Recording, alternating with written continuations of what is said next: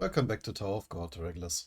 So, in the last video, the battle between Toimarai and Gustang continued to rage on, with Toimarai summoning his last sea dragon, Valhalla, and Gustang having his own arsenal of mythological summons, not to mention, of course, the Jade Stick that can break any defense. But on the side lanes, we also had Enkidu killing Endorsi, almost killing Endorsi, she isn't quite dead, grabbing the chess piece, and interestingly enough, he has actually Gustang's blessing to just go to the arena, and I'm not actually sure what he's then supposed to do there.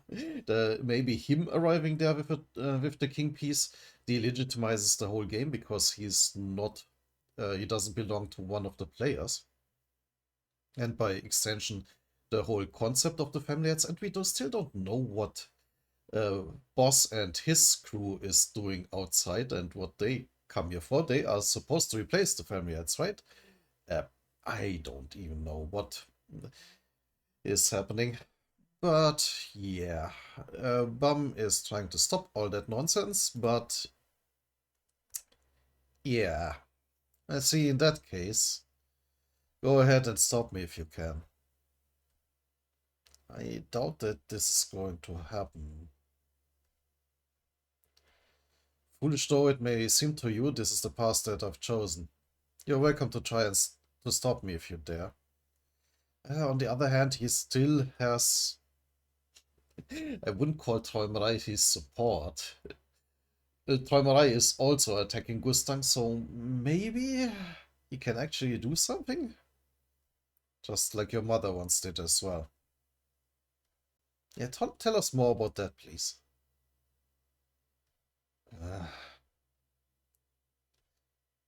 Have it your way then.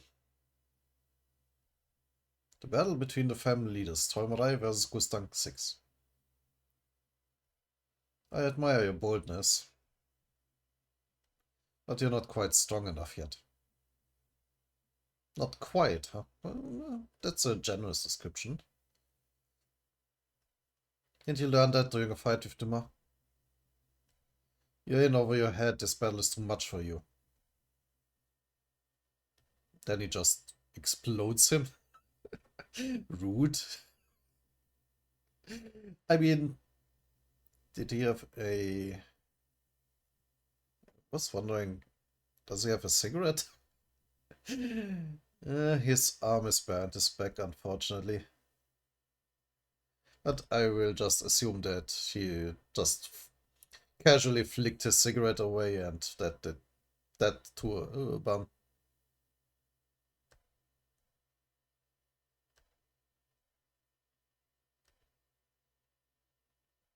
While he's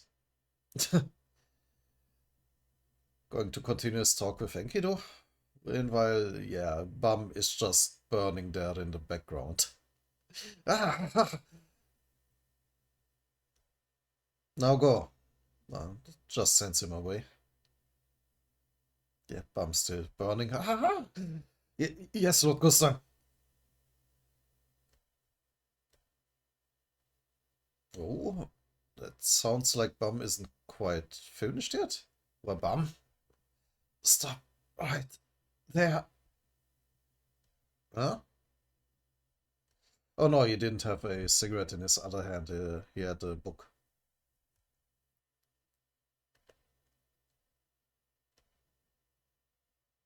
He is still fighting. We have seen it is basically impossible to keep Bum down. How in the world is he standing there in those flames? Why would you give someone like him the opportunity to decide the fate of your families? I don't understand how the leader of a family could do such a thing. Why? Why? Mark my words. You're going to regret this later. This face does not look like full of regret. Doesn't look like full of anything, to be honest. You appear to be mistaken about something irregular. What? I know very well what the right decision is. In fact, doing the right thing was once my greatest obsession in life. And yet, all I ever got in return were regrets. So now, I'd like to try making decisions that I know I'll regret instead. Just going, fuck it all. Tear it all down, I don't care anymore.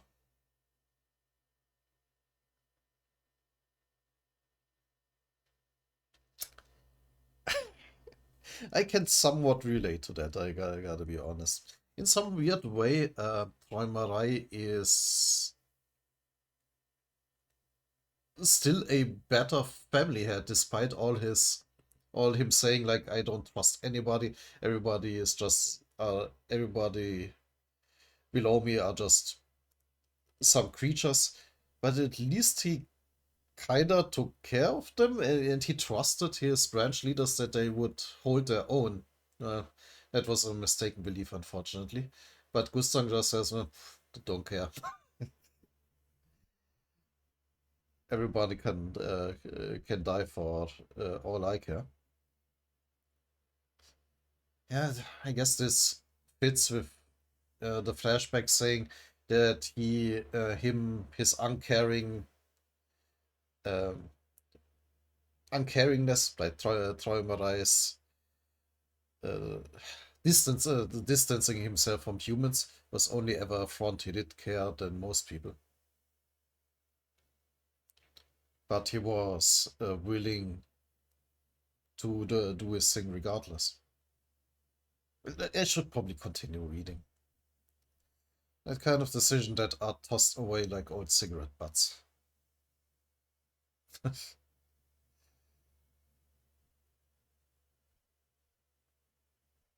What do you mean?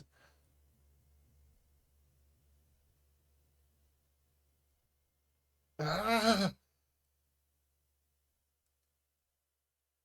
Oh, and there's this mysterious crack again.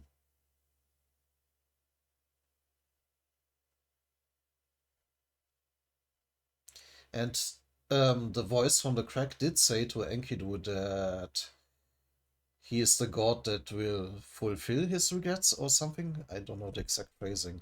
In fact, let me check that. That might be very important. Where was it?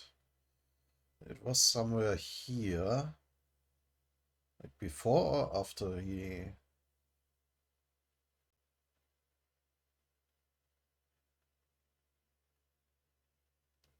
Um, shit. Where was it? It was in this chapter, I'm pretty sure.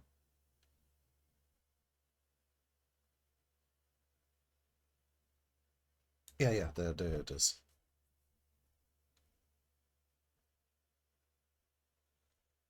Part of your destiny.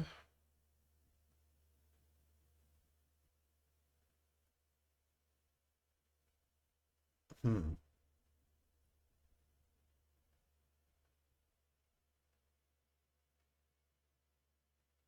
He is the promised one. Okay, that was important. Because I'm the god who fulfills the resentment. That's kinda similar to regrets.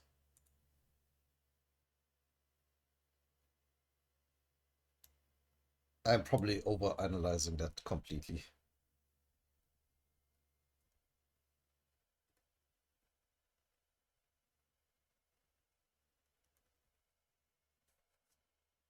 Okay, where were we? Yeah, the crack brought me to this. Yeah, the once again the show the weird crack, maybe reacting to Gustang's regrets. No, his bum is still on fire casually,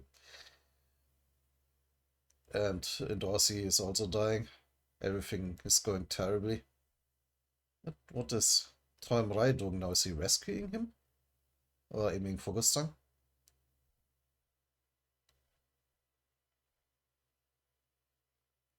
Yeah, I think he just extinguished the flames.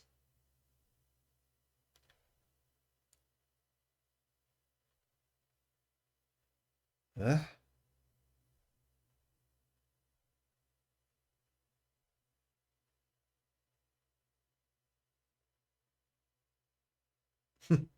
It gives Troy Marai gives off such a different vibe without a mask, and he does look much slimmer too, like with the with the giant cloak only billowing around him.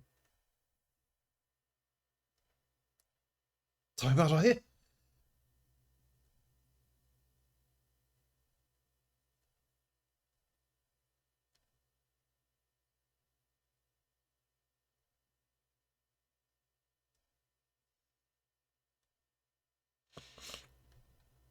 Did you wipe out all my creatures?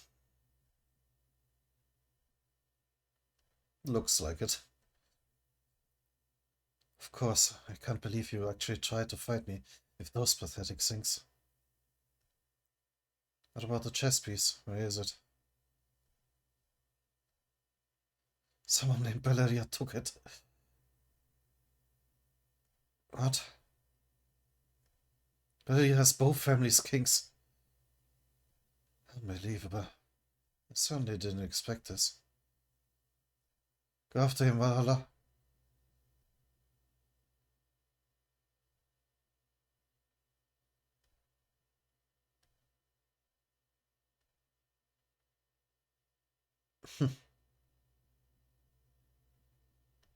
Ah, but then Valhalla runs into a wall of flames. You're not going anywhere. In fact, the interesting thing is if Gustang just kept Troy Marai at bay and went to the arena himself with his chess piece, I think he would win pretty easily because the branch leaders are dead. I'm not 100% sure what happened to Kuhn's and Rak's chess pieces, but Bum probably still has the queen on him. So yeah, but the Gustang could actually win easily, but it's not in his interest anymore, or probably what never was. And which fits with Troy Marai speculating that this seems weirdly rigged in his favor. The thing is, Gustang doesn't care anymore. That vermin Valeria is going to use the chess piece to achieve what he wants. I'm the one who must fight right now, Troy Marai, not that little bug. Um, Listen, irregular. Yes? Do you want to stop that creature, Valeria? Of course. Then let me propose something. Why don't you join the Lopobia family? Again? What? Still going on about that? I don't mean marriage. You can do as you please regarding that. You're taking part in this game as a third party. You don't belong to any family. But what if you were to switch sides and join the Lopobia family during the game? But originally you did belong to Gustang's side, right? Am I mistaken about that? Think about it. You would end up with both Lopobia and Pobido's chess pieces. And earn the right to enter the arena. But what does that mean then? If someone who is not actually a player enters the arena. Well, in this case, he would be a player, I guess. Or, well, at least a pawn of a player. Join the Lopobia family and catch that maggot Valeria. And steal the chess piece from him and enter the arena. If you do that, you will all be free, and we can begin the duel. If you accept my proposal, I'd save that woman over there from dying. With her power, you can catch Valeria much more easily. Do you trust me? I despise everything you stand for. What if I threw away the chess piece on purpose or tried to destroy it? I don't trust anyone. But I'd rather you have the chess piece than allow the fate of the two families to be decided by a pathetic nobody like Valeria. As usual, I merely give orders to others. Well, will you do it? All right. I really don't want to, but I'll join the Lopobia family at least temporarily. You can call me Lopobia Viol or Lopobia Bum, whatever you like.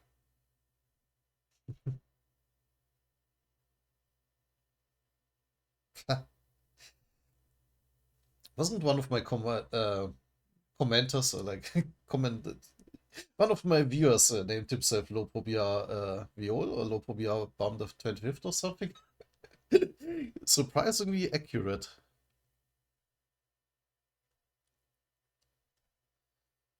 Very well, I accept you as a member of our family. Now go.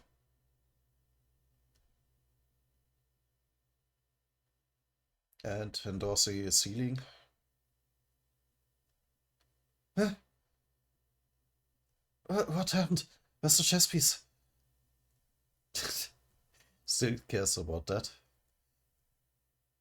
Endorsi!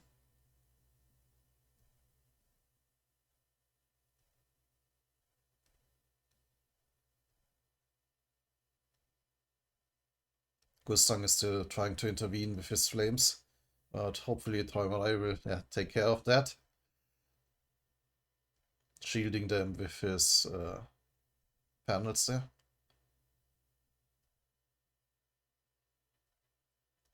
Endorsi, are you okay?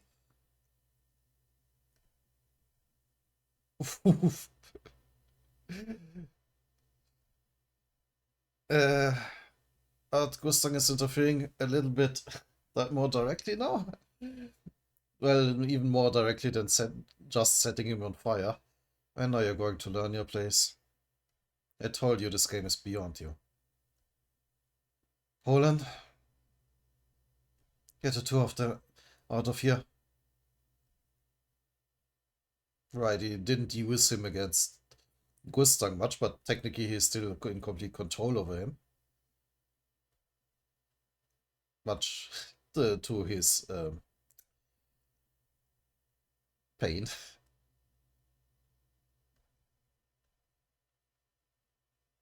Ah! More screaming.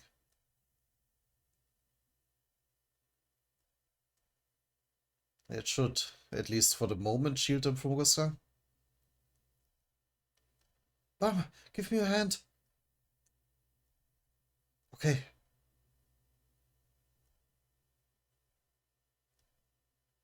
Oh, but the bonbon isn't working. Huh? What I said. What's going on? Is Gustang preventing it? Let him go, Gustang.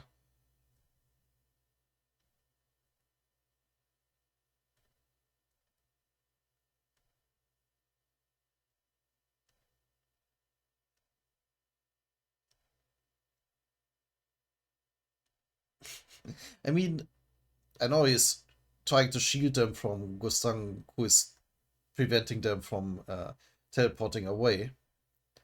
But this has to be terrifying for them, given that the panels can cut anything in half.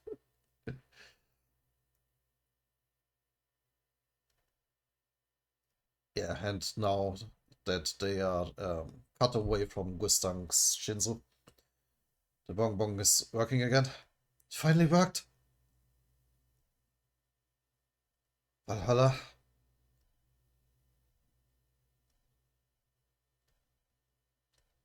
Help those creatures escape. Oof. But that's of course a risky move. That means Gustang can attack him directly again.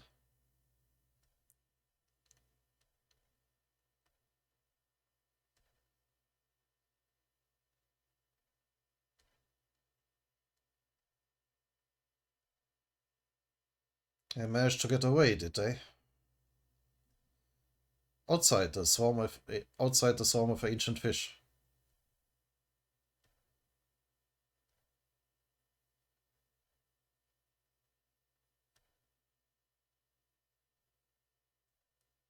Enkidu is arriving in the arena.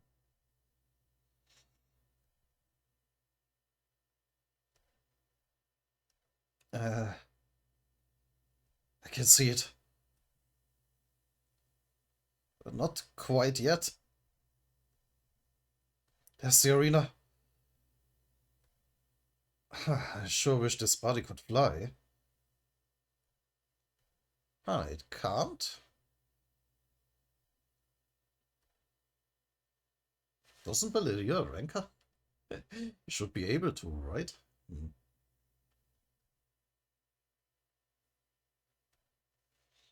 Oh well, I guess it can't be helped. Or maybe without Valeria being like consciously in control, he can't fly.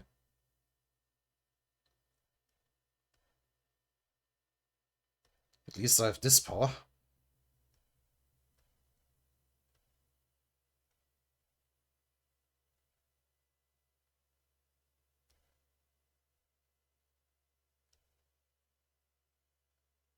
Yeah, but they get gets intercepted. There he is! Get him, Bum! How did those two escape?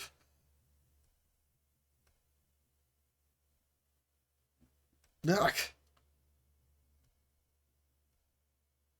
Ah!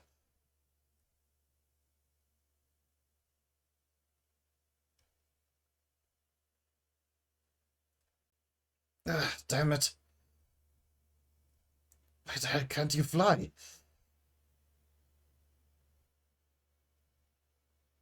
Oh. I'm sorry I can't fly, really. Yeah, that is a bit of a problem.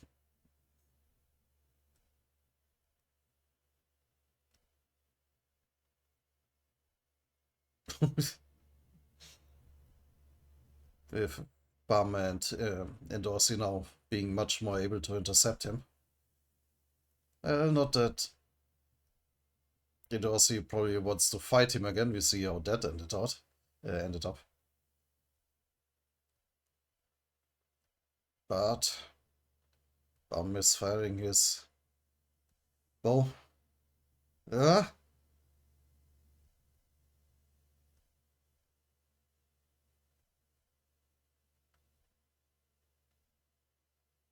Oof. Now straight into him. Ah! Oh shit. I'm losing control over this body. Need to get back into the vines. At all costs.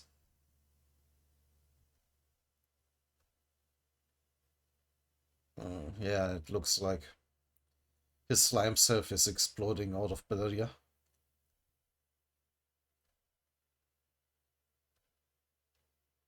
Yeah, he is taking the chess pieces with him.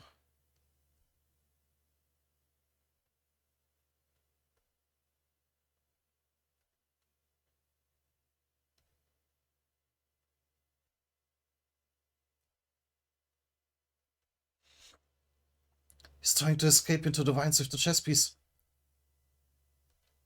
Why is it so hard to catch that guy? He's literally made out of slime, so that's part of it. Come on, let's go after him. Got it.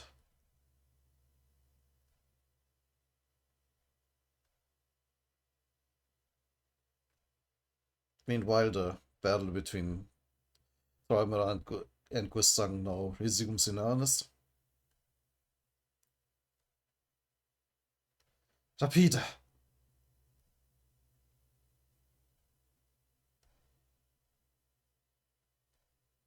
Which is a German word. I don't think they mean it as German, but it means, well, rapid.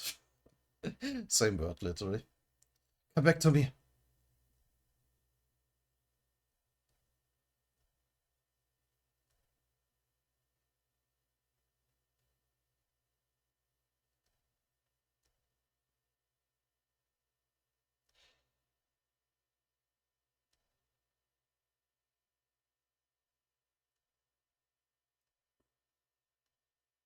The 7 animals that I command share my power. Among them, the three sea dragons in particular received the largest share of power. Oh, but maybe now that they are defeated, the power comes back to him?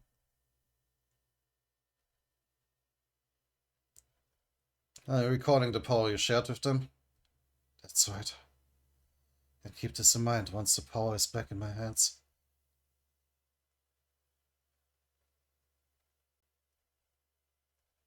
Low.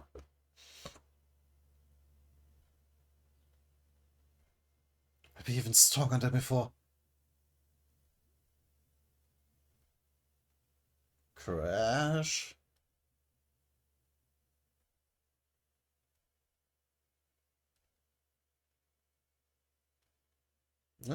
Gustang had to defend there for a moment.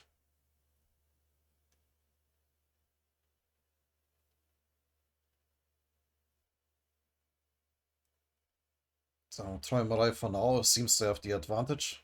But was Gustang perhaps not at his full power either?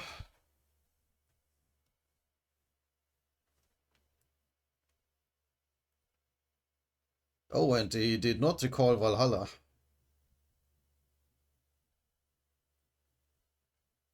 I was wondering if she got burned up in that wall of flames. No, she continues the assault.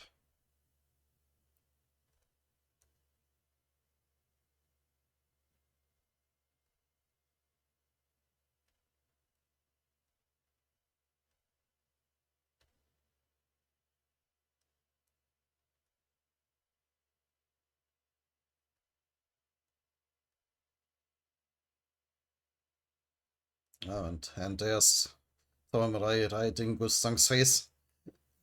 But of course, he still has the jade stick.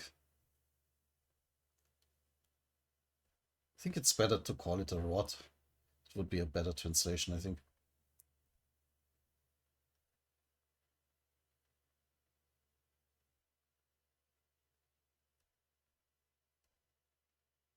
So now the rod against the powered up punch.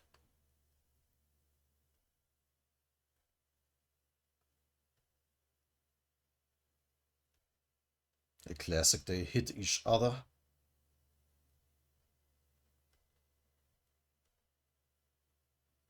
Yeah, is he smiling there? Or maybe grimacing in pain.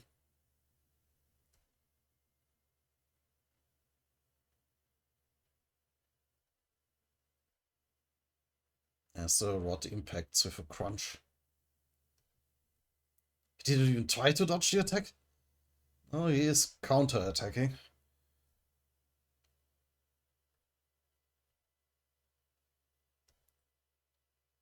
Oh, he's going for the book.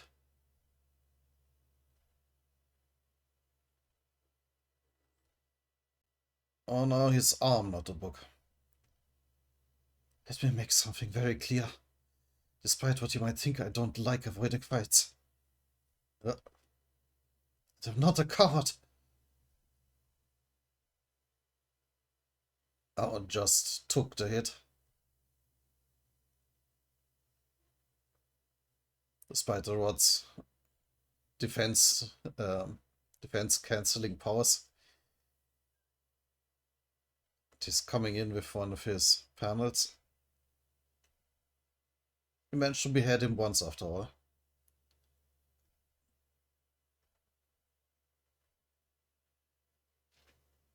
Slash. Oh, did he cut off Gustang's arm? It certainly looks like it.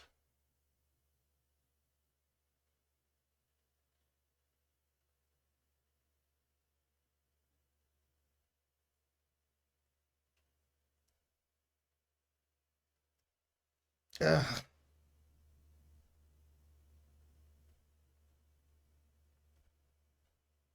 Yeah, exactly.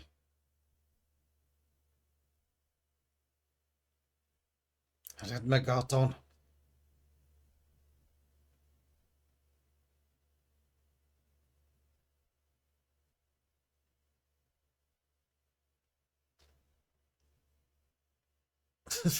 This is confusingly drawn. Its arm flying away with the book, but...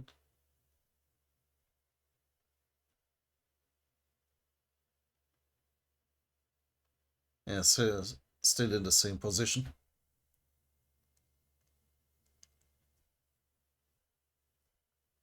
Ooh, but the book opens.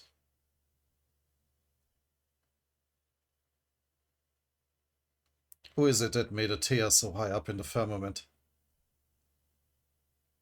Did the book just open by itself? Born of the Heavenly Father? Is it the name of the son who would become the blade of the wind and rip apart the firmament? So what is he summoning now? Roar!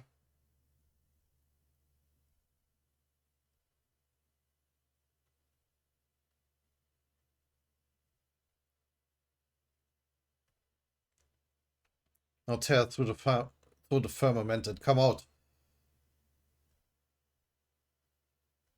Is it an archangel now, or what is he summoning? Unos.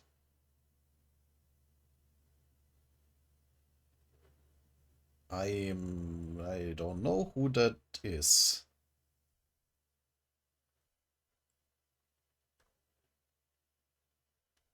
Like, I'm reasonably acquainted with most mythologies, but that doesn't ring a bell.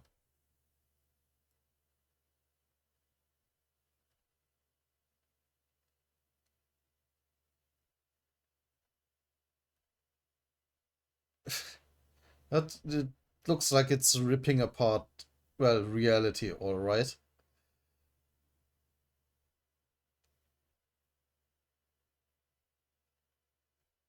What the hell?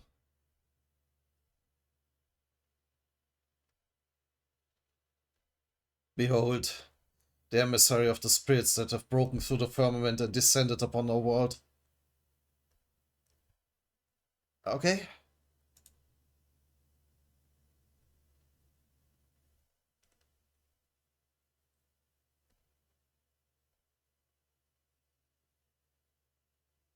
Unos.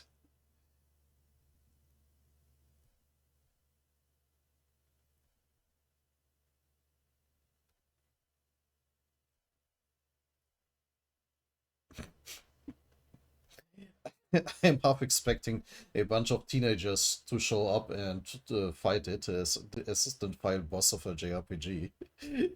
But on the other hand, that would be Bum, I guess, and he just, well, ran away.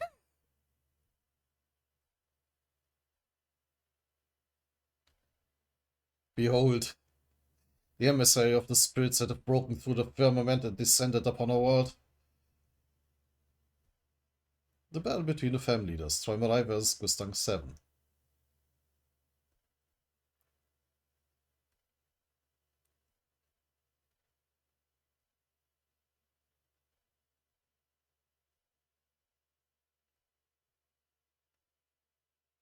And apparently, as a tear in the firmament, it can now suck things into outer space.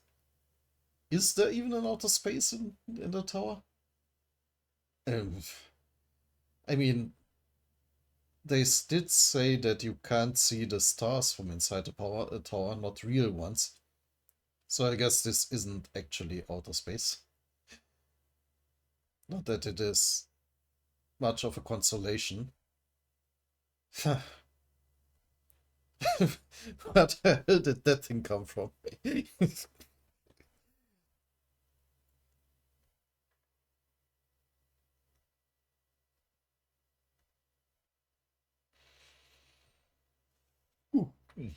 Sorry, awfully early.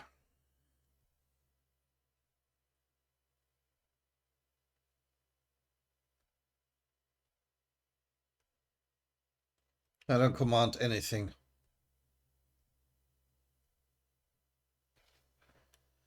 No, everything is drawn in by that giant whatever, by Unos.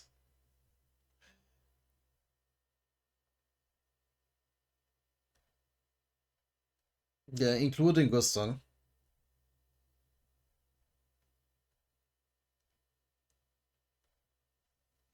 My power derives from imagination that comes from reading. I mean, which is cool and all.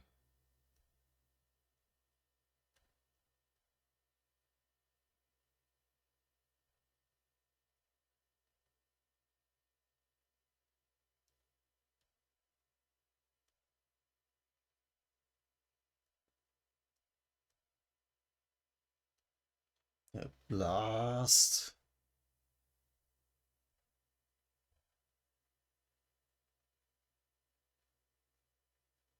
It's just Valhalla disappearing in the distance.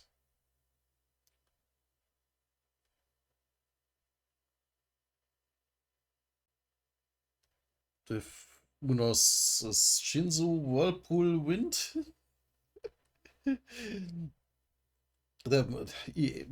I don't even know what to call that. Just ripping everything into it. I guess Holland is still surrounding them with his insect body. That's getting ripped apart.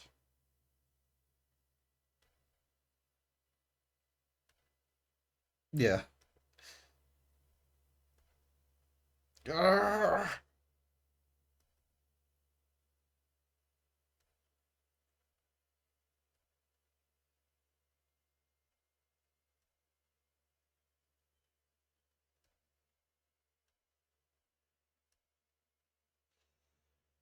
Yeah, there's Valhalla and possibly Träumerei inside. I don't even see Gustang anywhere.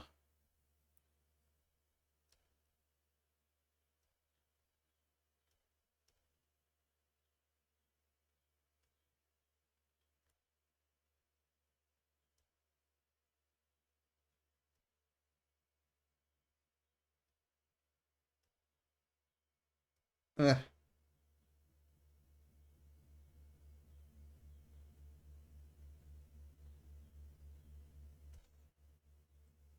imagination towers above everything else.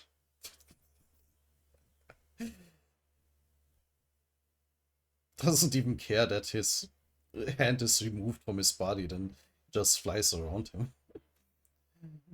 Until Blossom's flame incinerates it, that is. This is no more than a little breeze to me. Don't get too cocky. All I have to do. Oh, can he control it? No. It's cut through it.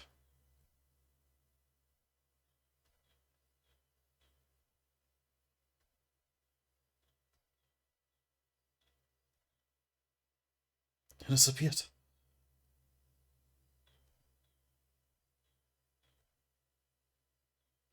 Okay, so much for that. The battle is back on. Valhalla!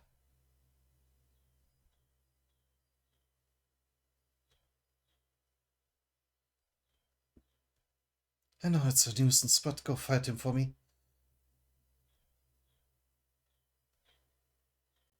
Oh, it's still... oh. Unos is still there.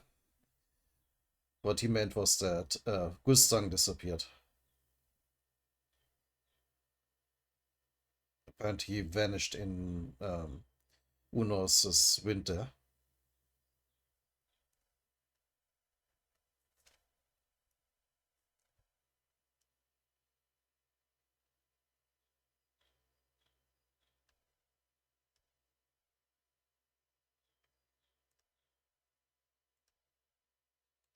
And can Valhalla's claws do anything against that?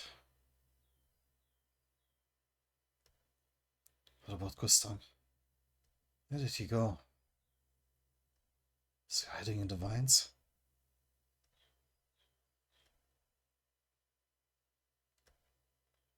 Good question.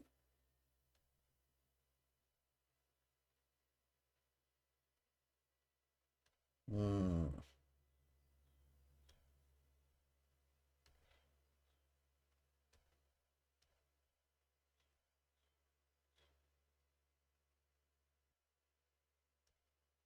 It's about time.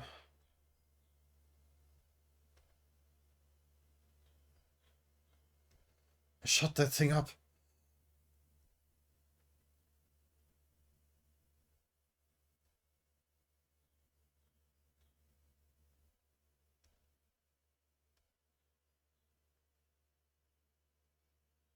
And is he tearing away that thing's fingers? Oh, what is he trying?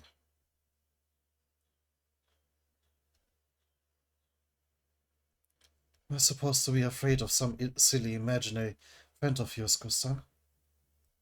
You make me laugh. What in the world made you think? What? Oh, that was Gustav. What in the world made you think I ran away? Oh, that was all an ambush, hidden by the clouds, and another whack. Thwack with the rod.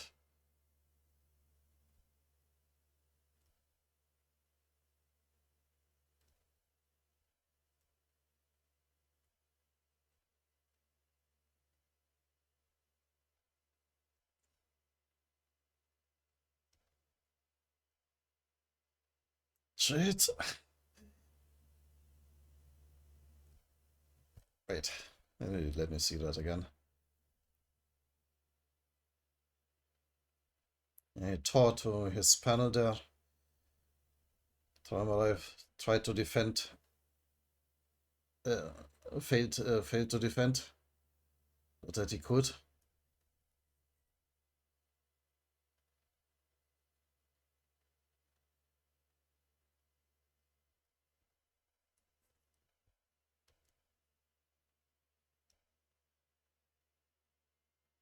Unfortunately for you, Unos is the very wind that blows outside the tower. No matter how hard you try, you can't cut it to pieces. That's a bit of an issue.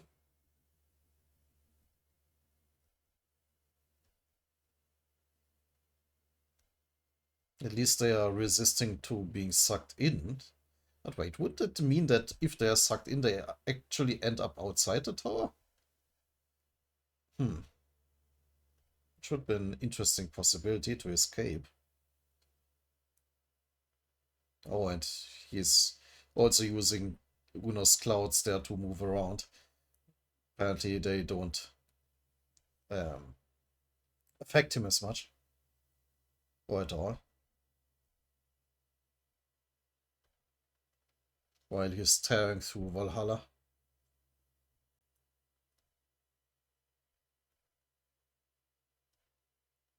No.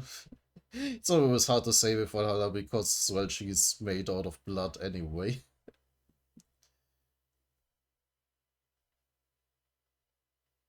Or just passing through.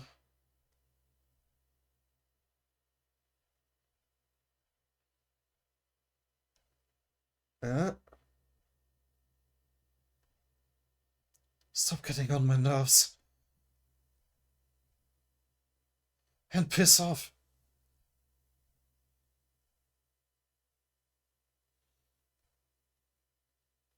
Yeah, but Träumerei still has plenty left.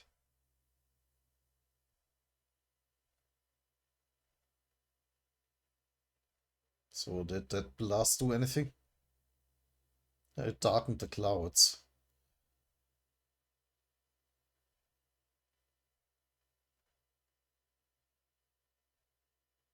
Help! Help! And made everything even weirder. Help! Help!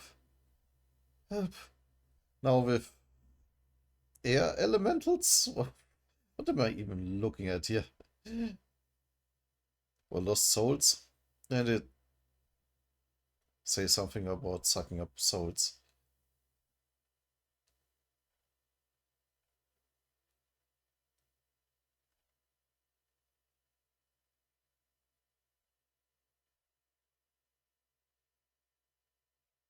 And while he's distracted by them, Unos is straight up grabbing for him. Uh, do you think that ridiculous illusion will work against me? Oh, he's just surrounding himself with the panels, cutting everything off, including the arm.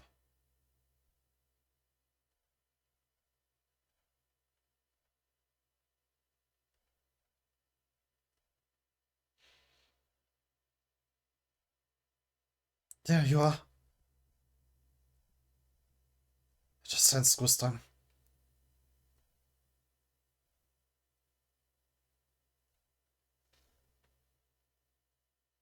Oh, but that wasn't Gustan though. He just tore Valhalla into. Got him now. Was Gustan hiding behind Valhalla, anticipating that Gustan Tolmalai would attack? How can this be? There's no way I mistook something else for Gustan. Oh yeah, he put his arm into Valhalla. Wait. Or well, at least close to her. Let me check what happened back there.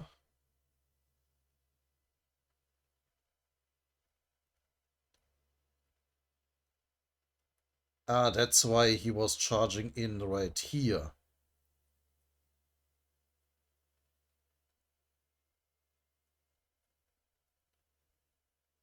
And this battle is confusing.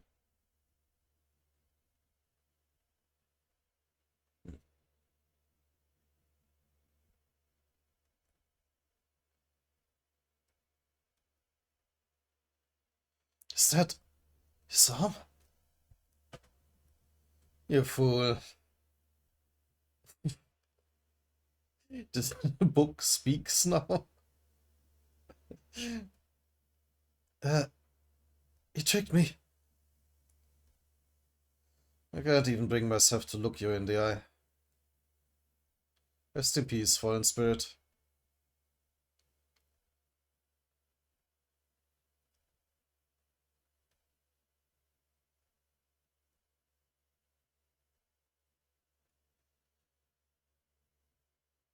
Hmm.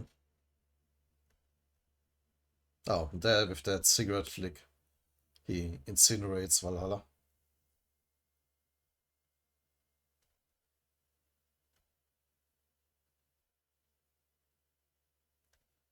Gustav, you bastard. How dare you toy with me?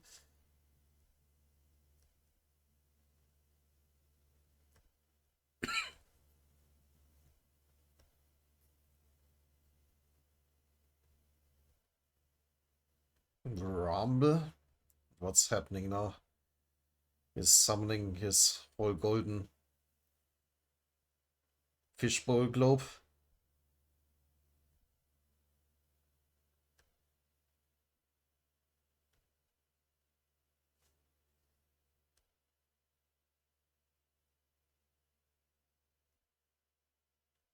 Surrounding himself with all their power.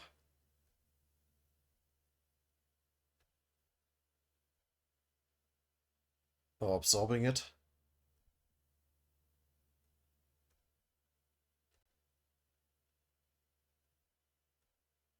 Including the torn apart Valhalla.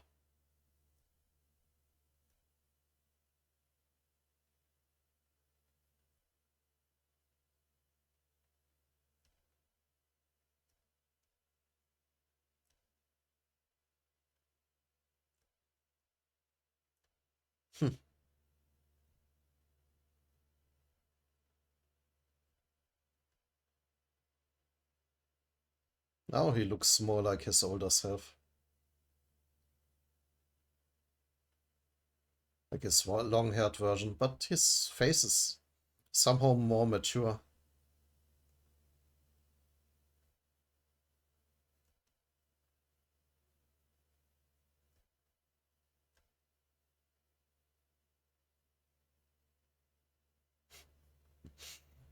And his code switched back to more traditional ropes.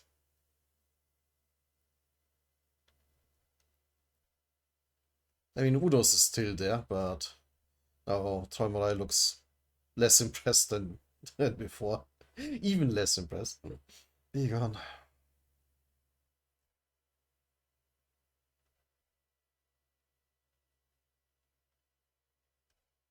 Just extinguishes Unos with a massive cylinder.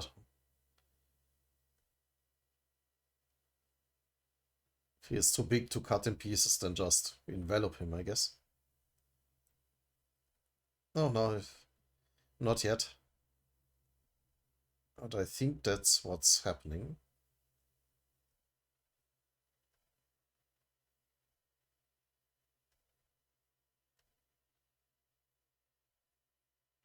Does it work? It's also cutting Gustang's arm into pieces.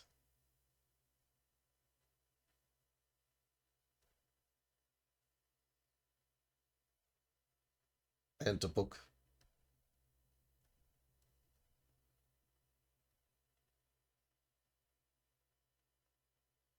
They're doing serious damage to the sprout.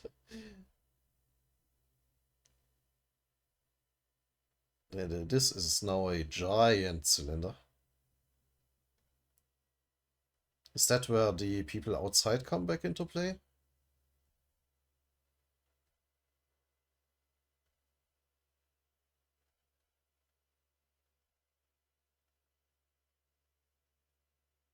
You just cut off everything around him.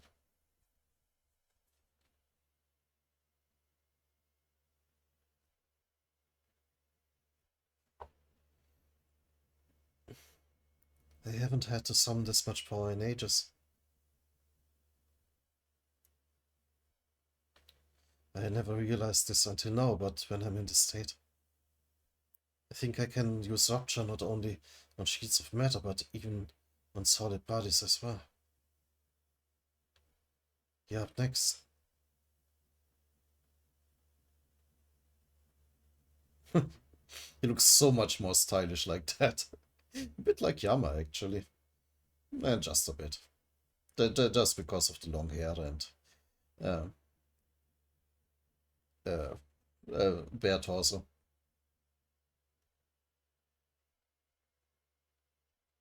Gustang.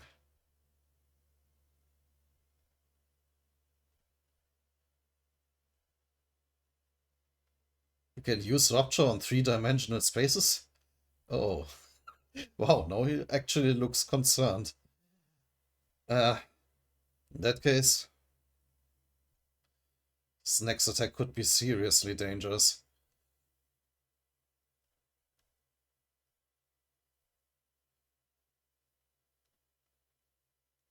I mean, it's just an issue of folding like the panels into the appropriate shape. Just. Yeah, he's preparing a Rupture orb there. Like I said earlier, Gustav.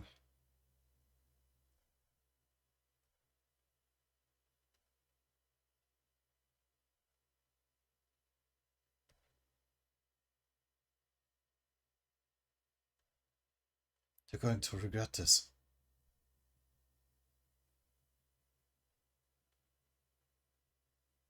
What the hell? Is this the underside of the sprout? Also, he's no longer wearing pants. Thank you for the censorship, Shadow. Yeah, this is just a different perspective now.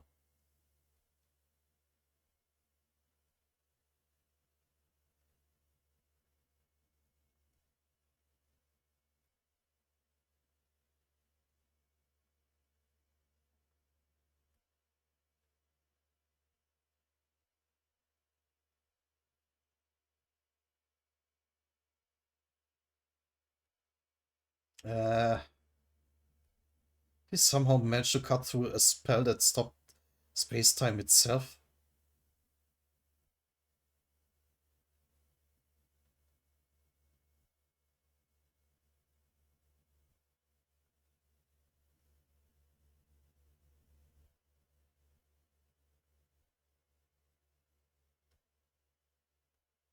Which one did I mean? I'm blanking what he could mean.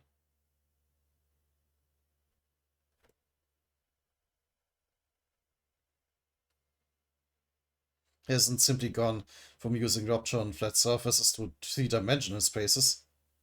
This is the ultimate form of rupture.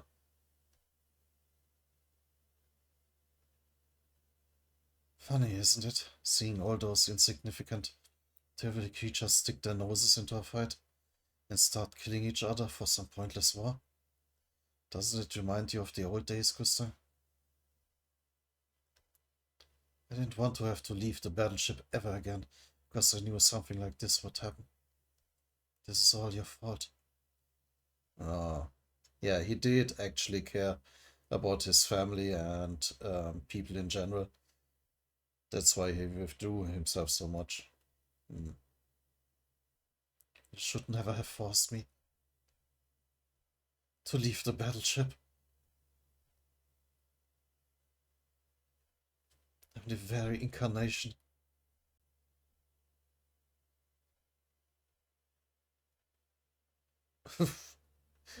What the hell is that even?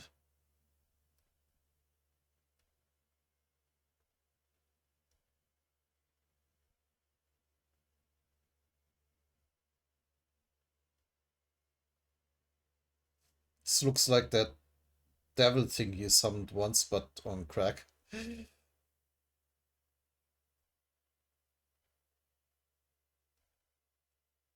Of all that is evil and repulsive. Uh, so basically, they both suffer from some intense self-loathing. They just have different ways to cope with it. 1 second.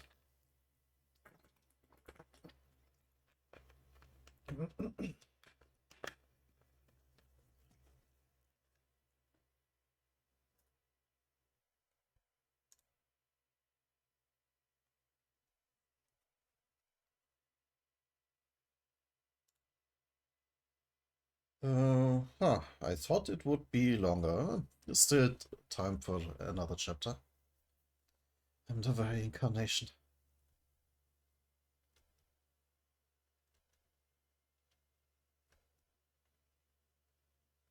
Of all that is evil and repulsive.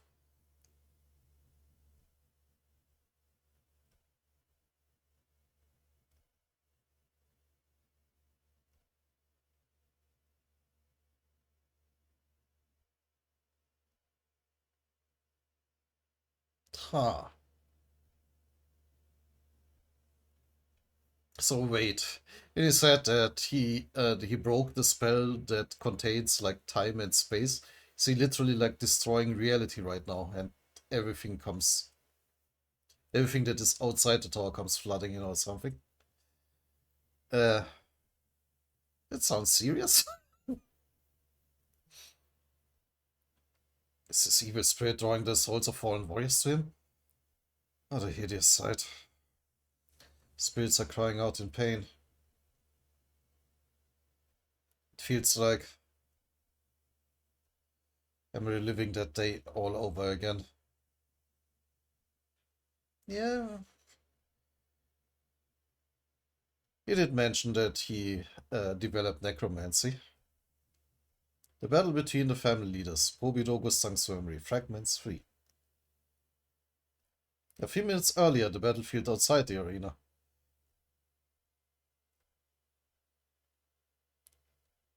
Yeah, what? I don't even remember where we ended up outside. The last thing I remember was Boss appearing with his uh, Jihad crested ship.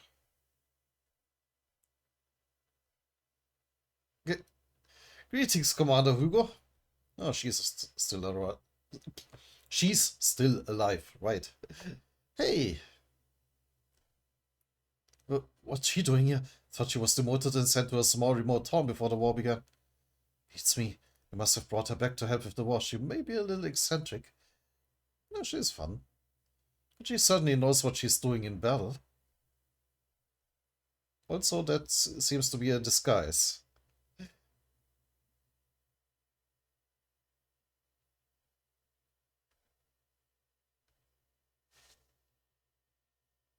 Good.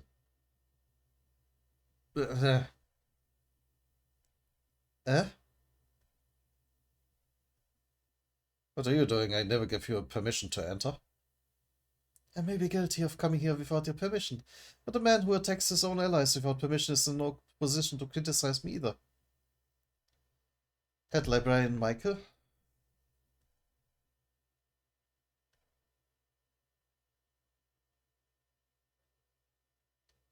Hugo? Ta-da! Or is that not a disguise and she just has, like, weird highlights? Like, I mean brown roots under the pink hair. You have some nerve showing your face here after that humiliating defeat. Didn't even complete the mission that Lord Gustang assigned to you. That's true, it was a bittersweet defeat. But like someone swinging against the current, here I am, back on the battlefield. I've returned. Okay, that is, to clear the family of musty old cobwebs of you. Very cool.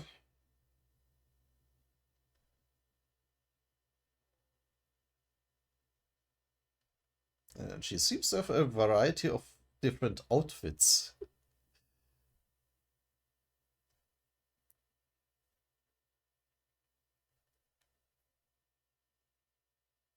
I know, it's probably just color changing. I've always wondered what it would be like to fight a head librarian. Is this really the best you can do? Running around and dodging my attacks like a coward? Hugo, head librarians are the incarnation of the family leader's writing. Do you realize what it means to brandish your knee at me? Oh, of course, it means I'm defying the family leader. I know very well this is treason against the family. I can't simply stand back and watch as the family's troops are slaughtered before my very eyes because of your incompetence. I'm morally obliged to kill you. I mean, fair. Otherwise, how could I possibly be worthy of the design items I wear? Okay. And if I were such a coward, how could I live up to Lord Gustang's luxurious expectations? Bullshit. What the hell do you people know about Lord Gustang? You know something, Hugo? You've always been a cocky, presumptuous prick. And yeah, she's fun. What? Not even I know Lord Gustang's exact intentions, of course. At least I know that I act in accordance with his wishes. Because I'm the warped side of Lord Gustang's writing. The warped side, huh?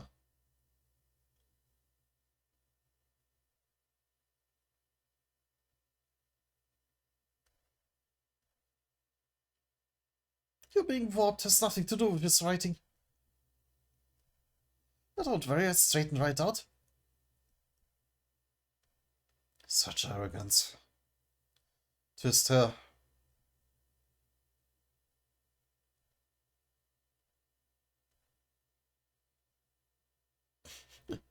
I never would have thought that twisting someone around would be so threatening in this manhwa.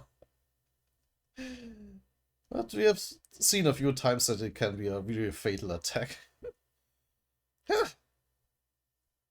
Not fatal in her case. At least sends her sprawling. Oh. And maybe it did break a few bones of her.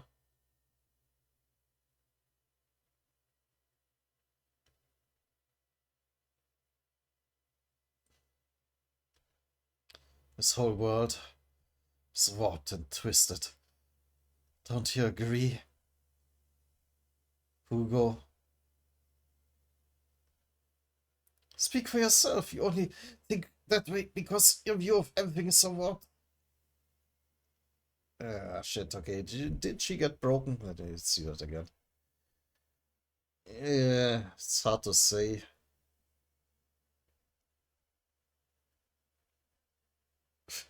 I mean, it's of course ironic because her fighting style involved a lot of twisting around and posing, and now he just breaks her.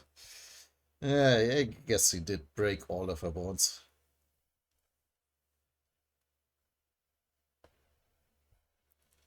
And I think that way because your view of everything is so wrong. It's disgraceful that a freak like you came from the mind of someone as upright as Lord Gustav. Yeah, yeah. No, you're the one who is warped. You fail to see what's staring you in the face. What? See those people over there? The ones who suddenly decide to meddle in this war? Do you know where they came from? No, please enlighten me. Oh, it actually looks like a complete piece of trash. No, no, not a piece of trash, like it's just cobbled together from various different pieces.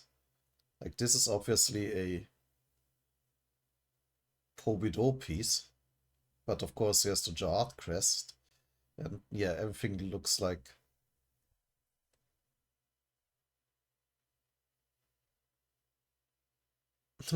came from a scrap heap.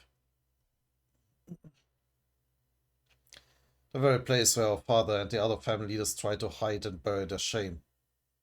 The garbage dump. Okay, literally. That's where they're from. They're the maggots born and raised on the dung heap created by the 10 great family leaders. What? Lord Blossom killed them all. The name was mentioned earlier. What?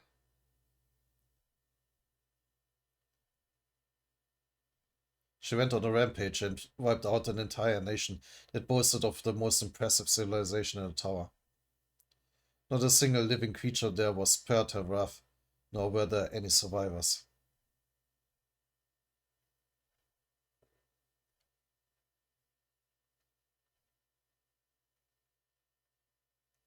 Oh, Blossom was one of the family heads. Which family then? Well, probably one of the ones we haven't heard about yet before.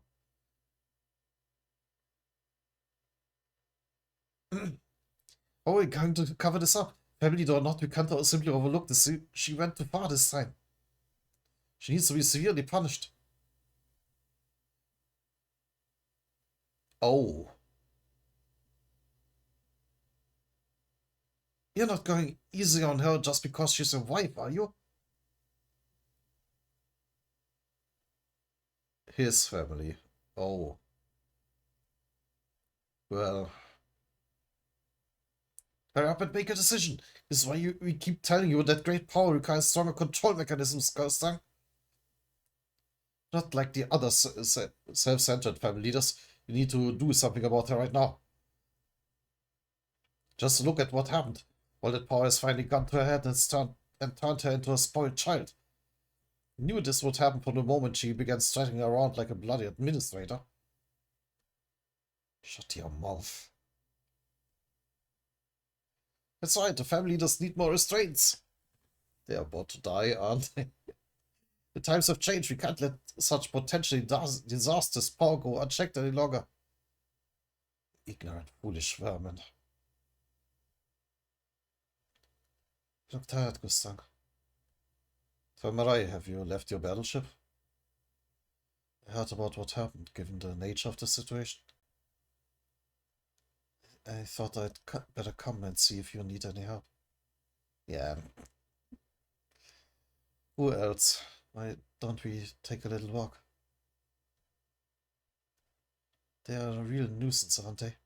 They claim to want to help us, and yet they keep demanding more and more from us. They seem to have forgotten how small and insignificant they really are. You are to just completely ignore them like I do. I mean, he does have a point that involving himself only leads to bigger problems. Easier said than done. I want future generations of lower creatures to remember us as honorable, glorious beings. Ah, that's right.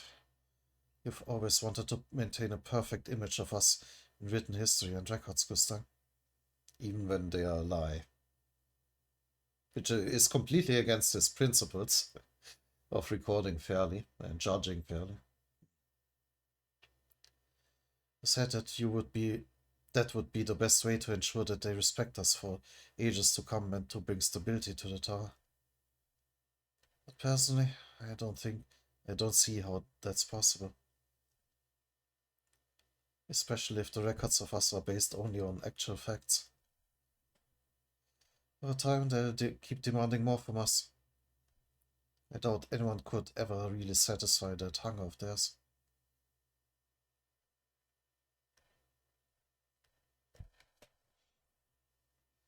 They sit around criticizing us for not aiming higher or not being more perfect. Jahad and I both refuse to lower ourselves to their level and listen to their demands. Instead, we've decided to climb so high that we can't even hear them anymore. The only thing we can do is fly as high as possible and distance ourselves from them, Gustav. But you intend to punish Blossom, don't you? Since you can't seem to say no to them. Ah, you're incapable of breaking your own rules, and you probably resent and despise yourselves for that.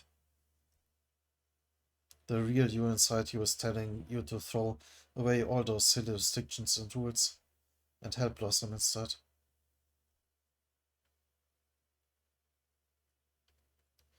It makes no sense to punish your beloved Blossom just because a bunch of nobodies who will never understand us. Can I suggest a solution, Gustav? What? There's a way to bring back those creatures that died and to reverse Blossom's mistake. Necromancy, huh? You won't need to break any of your rules and we can maintain our perfect image.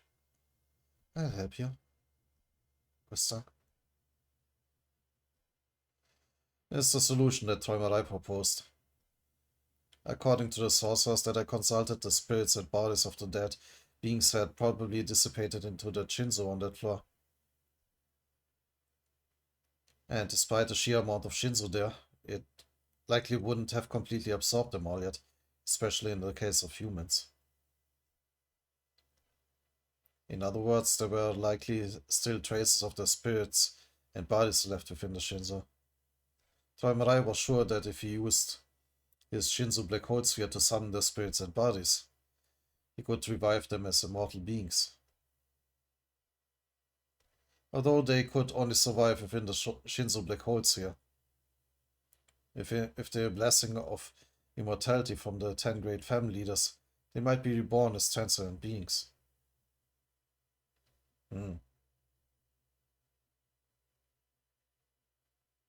So these are actually the creatures inside his golden sphere there. Upon seeing them resurrected as immortal warriors, even those who now complain about the family leaders would be silenced. Because what I really wanted wasn't consolation for the dead, but rather suspicion and restrictions on our power. Normally I would have written off such an idea as nonsense, but at the time I wanted to offer her some sort of hope, since she was crumbling under the weight of her own guilt.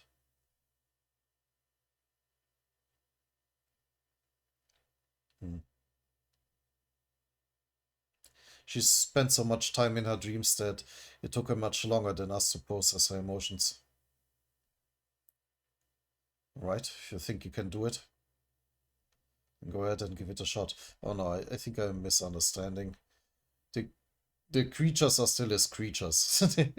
They were earlier. I thought that was him resurrecting them as these creatures. But no. Go ahead and give it a shot. As a result, I did something I ended up regretting. Tower quickly proceeded with the plan.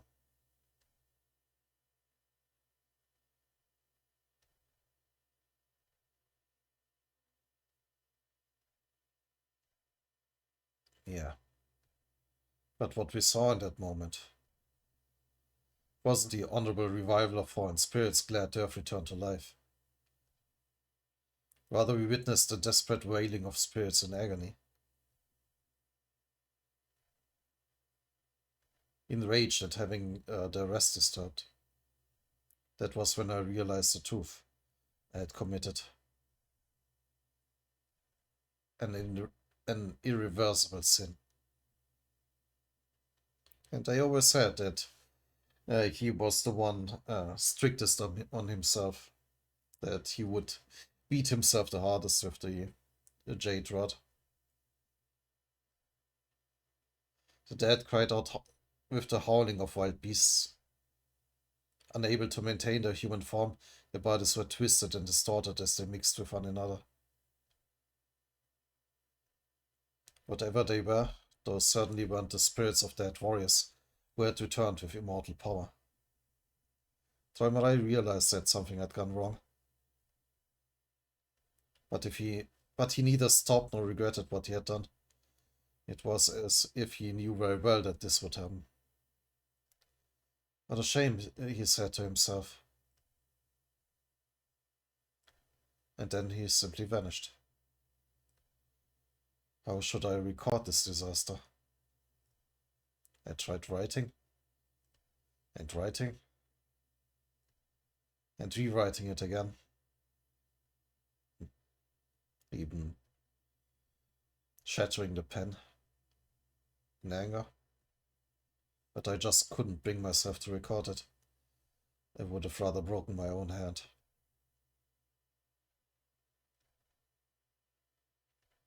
Than write down something so awful. And so, unable to overcome the pain and suffering, I chose to run away once more.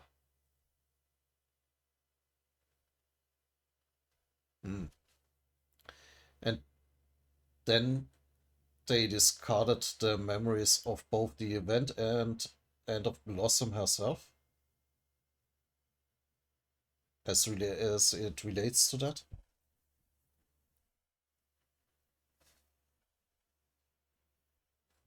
At the time, I thought it was my first time running away from pain, but it was probably the second time. Or maybe I had already erased the memories of countless other times in the past. Oh, yeah, there might have been other incidents. We just don't know. That's why I came to see someone who could tell me how to end this suffering.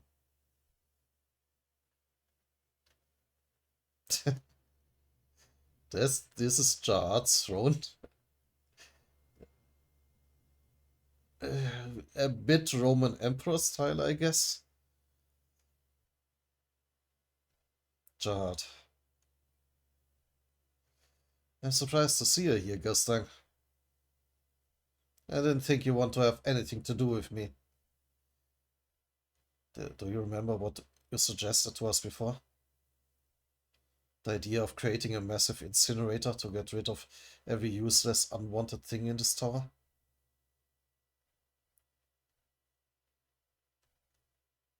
Of course, after we discovered that space hidden between the layers of the tower, I suggested that we dump anything that doesn't serve the tower in some way in the mechanoids, sorcerers, fundamentalists, guides that suggest the wrong routes.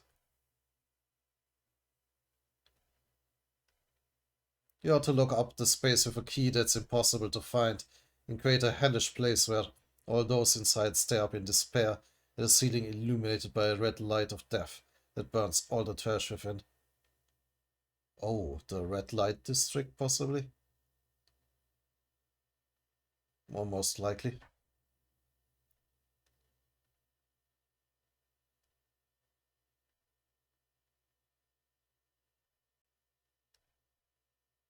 I called it a red dump plant. And you were against the idea, Gustang. I was. But not anymore. I want to join you in that plan. But what I want to throw out isn't simply people or machines. It's history itself. Ha!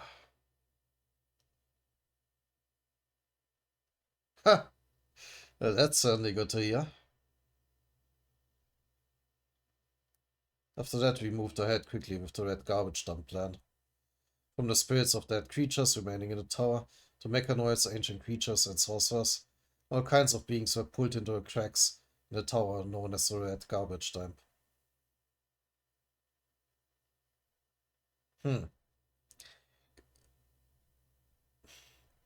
What then is the white crack that we saw in Bum's Void? Another crack in the tower that maybe leads outside or to some other place? Because that looks kinda somewhat similar. A little bit. The garbage dump even sucked in countless facts that I wanted to erase in my desire to write an honorable history of the 10 great family leaders. Having reached the goal that deleting memories alone could never have achieved, I thought I could finally escape from my sin. Although I had no idea what Jared was really trying to hide there.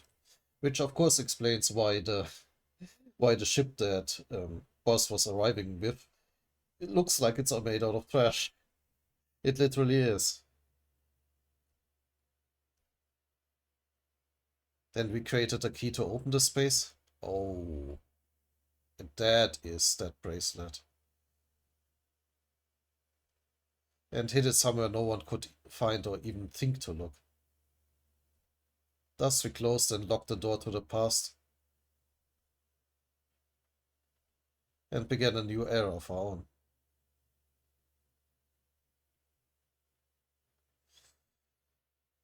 Hmm.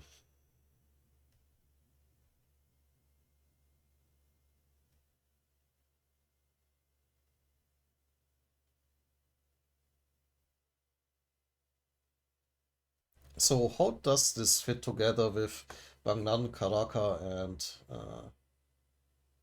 and I assume also the various bosses? Did Jahad dump his own children in there? Like he did. I will now assume that he did actually father many children, but he was so disappointed in them that that they were basically the first people to end up there. Hmm.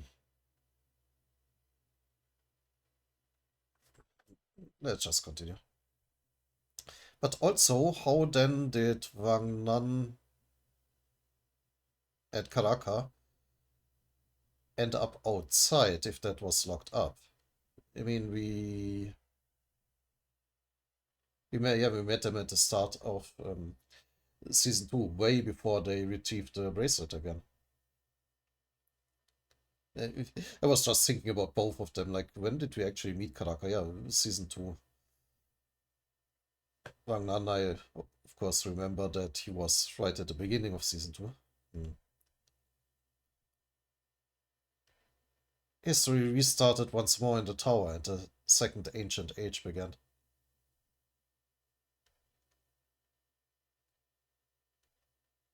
Okay, so they basically restarted building their kingdom from afresh, just dumping all their mistakes, all the unfavorable history,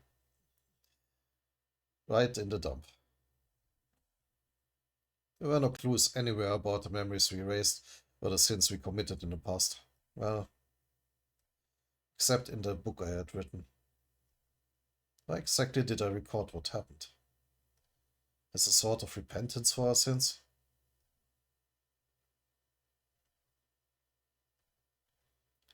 Because I wanted to believe I was different from the others? Or because I still felt at least a slight sense of duty as an intellectual? Could I sense at the time that my daughter would someday be tormented forever by Jahad?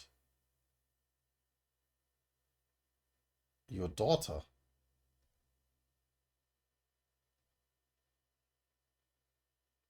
Who would then daughter be?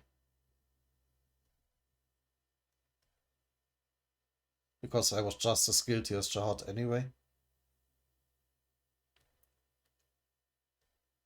The only thing I didn't record was the exact reason for my decision. Perhaps I wanted to punish my future self with ignorance. And that punishment ended up making a fool of me at the worst possible moment. Father? Oh. Anjad, of course, the last princess of the Probido family. And that was then a daughter of Blossom and him. Was the name Blossom mentioned before? Like, much earlier? In, don't remember. You know the truth now? And? Can't stand to be around King Jihad anymore. Where's this coming from all of a sudden? I found out what the king threw away in the garbage dump. Right, she then found out about the secret of the 13-month series. What? Garbage dump? What in the world do you mean? Oh, he also threw away his memory that the place even existed at all. Or only recorded it in that book. Do you really not know what I'm talking about, Father? No, I have no idea what's the meaning of all this.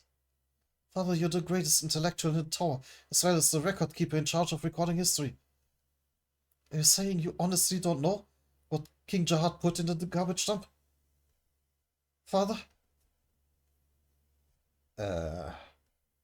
Father, King Jihad trapped himself in there. What?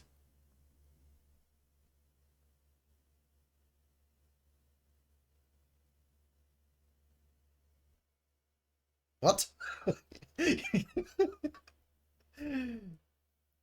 Ignorance came back to haunt me as the worst punishment imaginable.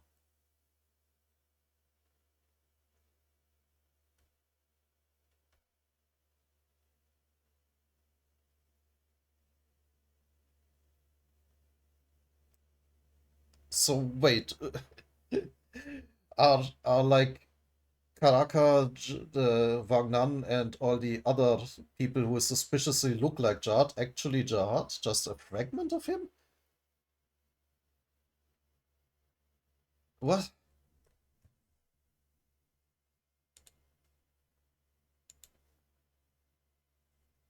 Uh,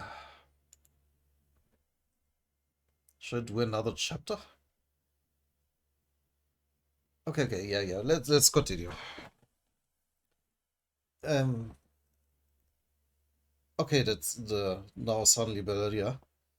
Isn't that astounding, Father? When I put on the bracelet, I was transported to a massive space. The people who live there have adapted all kinds of ancient forgotten science and technology to their needs. Since there aren't any pockets, they each have their own culture and language, and they're constantly fighting and killing each other.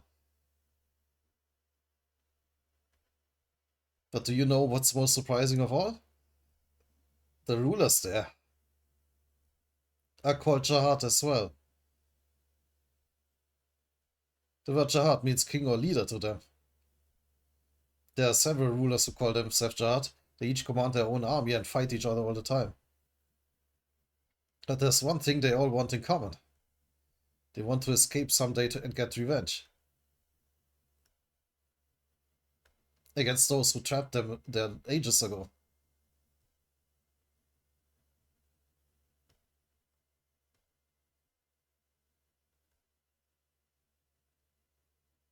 But yeah, Wangnan and Karaka at least must have escaped. And probably so did Boss.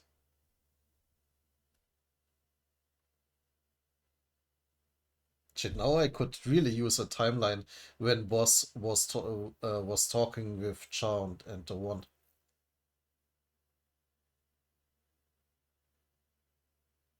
Ha.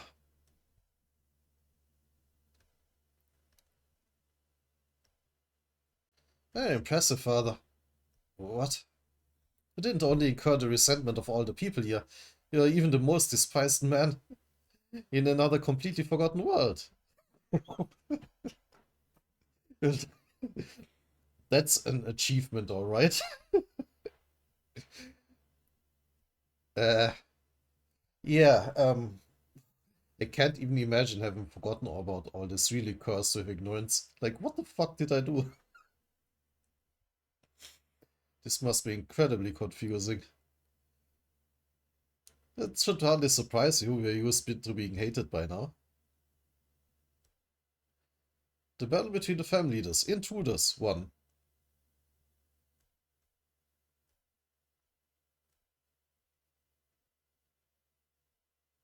What are you doing, Head Clapper and Michael? Who are those people?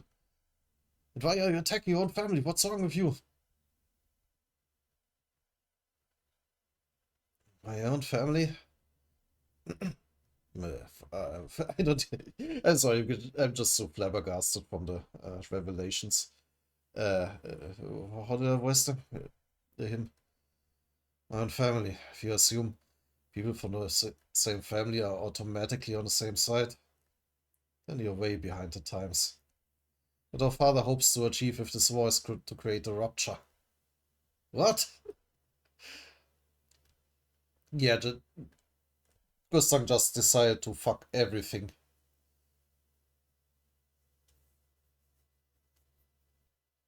Hmm.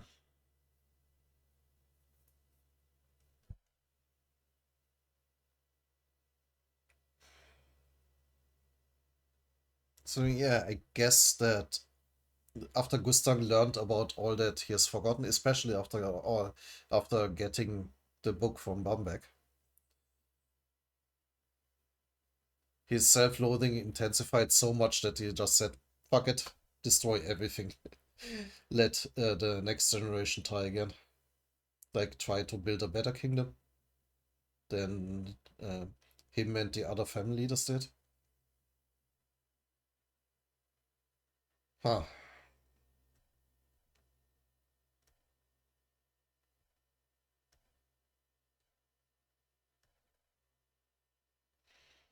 And it looks like the revolution is in full swing. The usual term of revolution, like overthrowing the rulers. What are Kirin's forces doing? Why are they attacking our troops? I think it's no longer between the families, it's between family loyalists and, well, revolutionaries. What's going on over there? Those people just appeared out of nowhere and started attacking them. Are they and the floating carrier with the three red eyes on our side? That depends. I guess who could work with them? No, those warriors from Kirin's unit who just appeared aren't trying to help us. What? There's no way that symbol with the three red eyes is real. Jard and the other 10 great family leaders are agreed not to get involved in the war. Yeah, it's just a symbol of Jard, of those Jards. Then who the hell are they? Sure. Those are Kirin's horses, they're back. I'm sure of it. Need to capture their leader. Hey, you can't just break rank whenever you feel like it. Stay within range of the branch leader's lighthouse. Then I'll find out who's really behind this war. A Jihad, I assume. Ah, what are you people? Uh, Come on, load panel, thank you. Hey, come back, it's so dangerous. Why have you brought the war into this tower? Over there. I bet that's where the leader is. Yeah, that looks like a safe bet.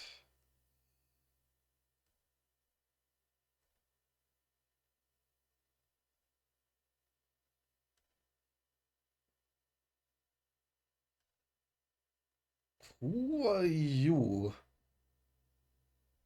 You look very much like a revolutionary.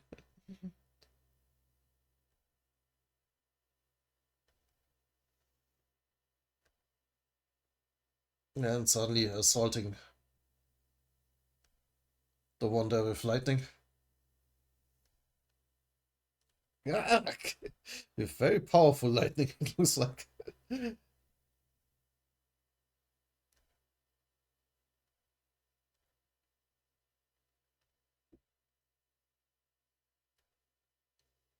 No, the one!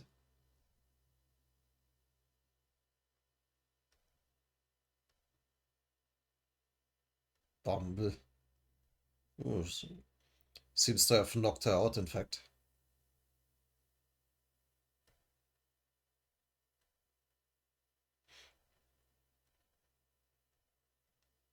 Char! Char, can you hear me? Char! Uh, What is it, Doom? Damn it, I'm not sure how to put this. But I think the one is in mortal danger. Yeah, that doesn't look good. What? That word comes up a lot. No, but Char has his own problem. Ah, boom. Oh no, okay.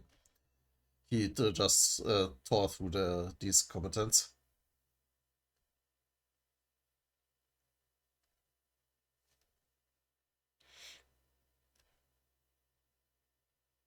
Even if it's through Septus Slayer Canet, I don't like the idea of working with Lopobia's army. I feel the same way, but I've already made up my mind. Not interested in siding with anyone. I just want to put a stop to this war. Think of all those years we were asleep for. Being there a little longer, the one. The thought of people still fighting each other after all that time is too painful to bear.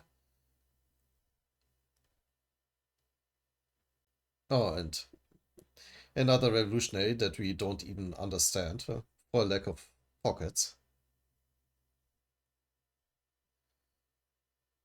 So I guess this is what they mean by sorcerers. Yeah, that looks like a spell.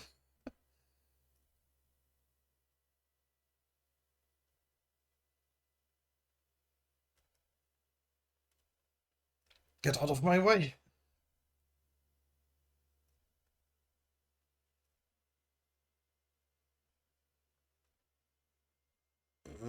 But did Char break through, or was the spell more powerful?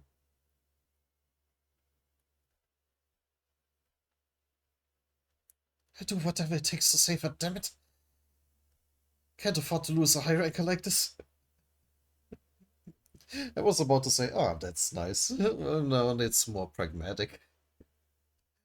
But damn, that lightning took her out instantly. Aryama is fighting the enemy. Let's see what I can do.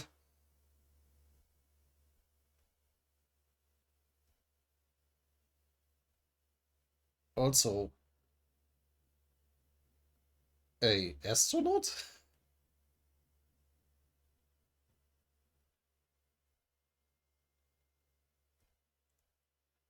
What the? Who's that? Is the tower in outer space? What the fuck?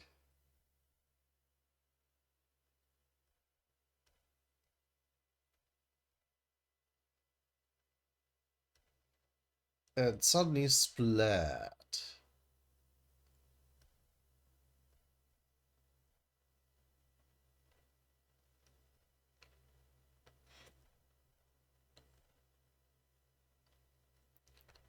It does kind of look like it that if the like whole space and time of the tower breaks down, outer space is revealed behind it. Ah,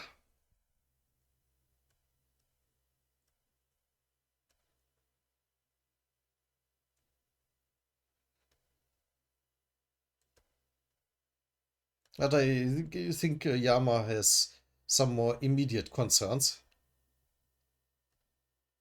like that lady trying to kill him.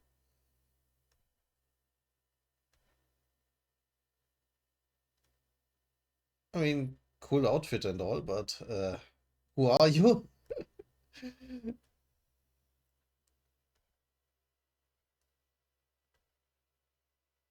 That tickles. You must be pretty pissed, huh? Does that woman mean that much to you? Prick.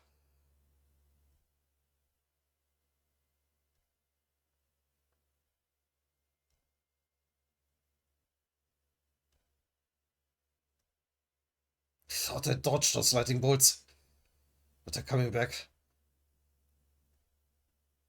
Ah, yes, he is now electrocuted too.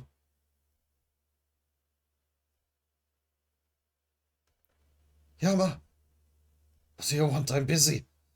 I don't mean to surprise you, but I need to tell you something. What else could possibly surprise me right now? Oh, that I thought that was Doom. Your brother Doom ran into an unidentified enemy on his way back to the ship. And the enemy killed him. No!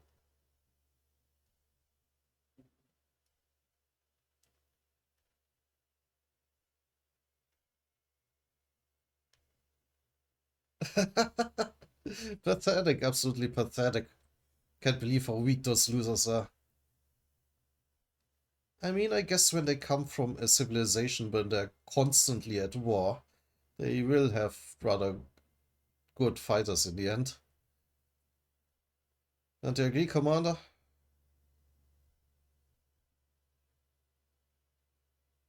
Oh, I thought that was in fact the commander. Ah, it's from a call there in his pocket. Don't get too cocky. We just managed to catch them off guard for a moment. While both families are scrambling to make sense of what happened. This is our chance. We take out both sides.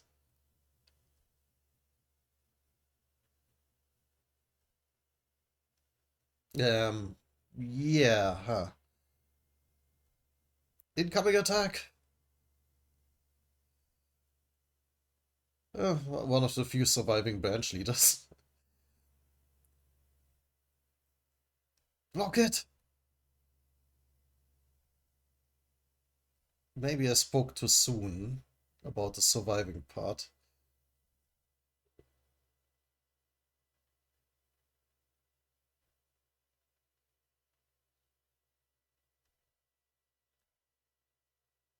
Is that cannon fire? They had to say the least.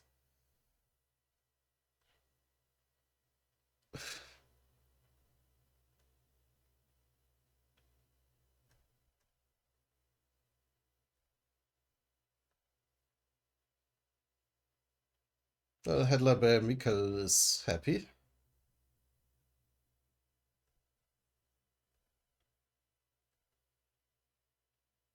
Can the turtle withstand that cannon? Uh, that doesn't look good. Very much not good. Are there even any branch leaders left? Ah, no, you were cute. Ah, oof.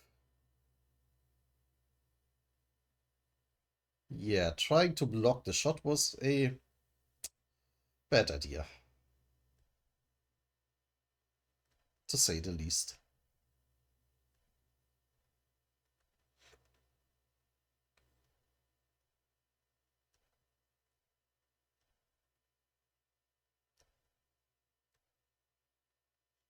We're under attack from an unidentified enemy ship.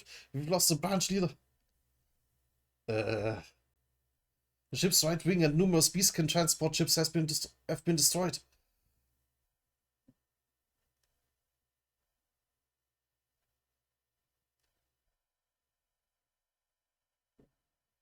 Mm, it's difficult even to calculate the extent of the damage.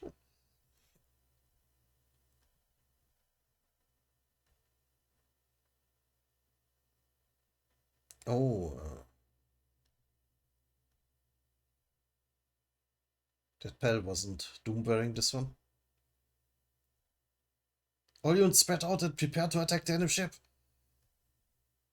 Try to assess the amount of damage as well. Are there any survivors among the beastkin and rankers that were attacked?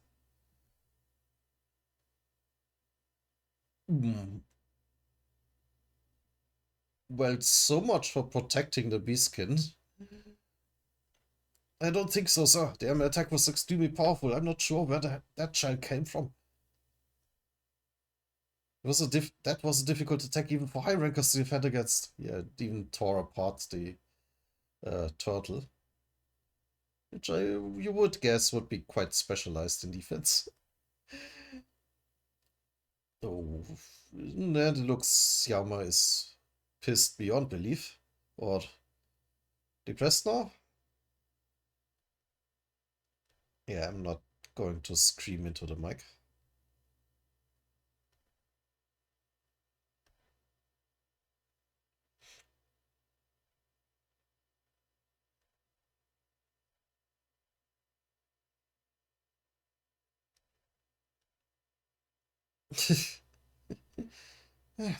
Does he really need to shout like that?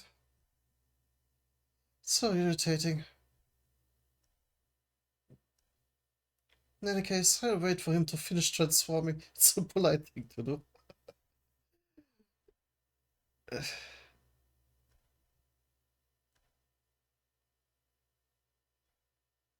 I mean, okay.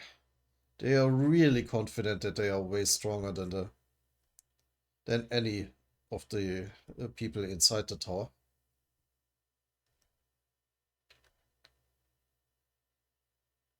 Mm. Finally, we got his full transformation.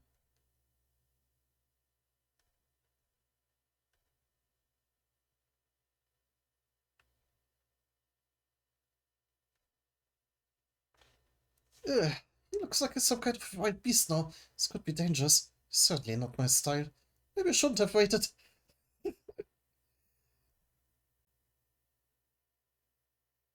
Yeah, I think he's gone berserk.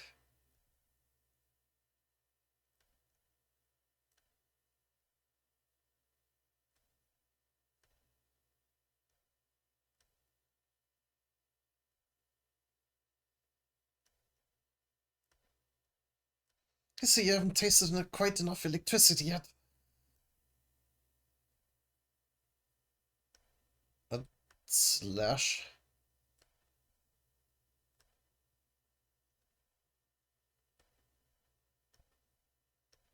Huh?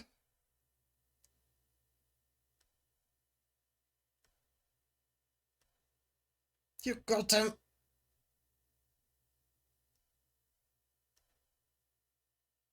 freak!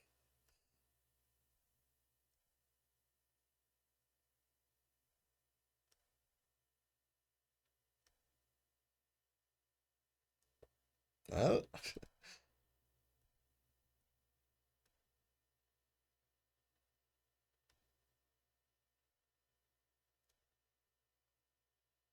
but this bastard is cutting through the lightning before it even hits him. Yeah, doesn't even care about the electricity anymore. Aren't you clever? Didn't know there were so many interesting people to fight on the outside as well. For them, this is the outside, of course. This is going to be fun.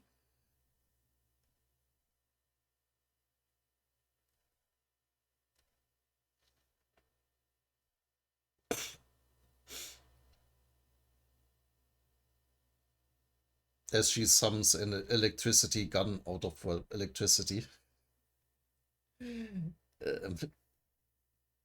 Seems kind of redundant, but okay.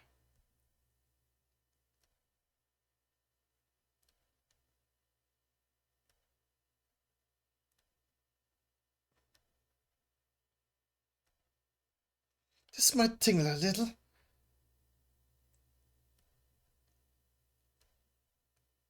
But can that stop Yama?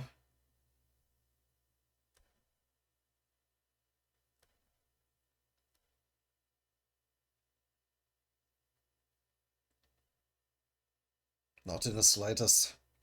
Just bursting through. Or maybe I spoke too soon.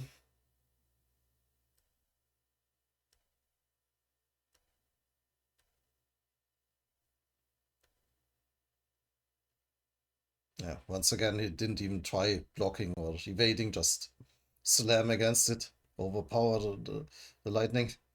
Ah.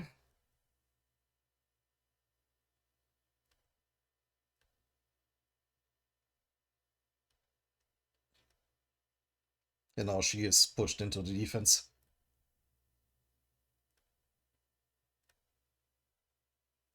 Eh.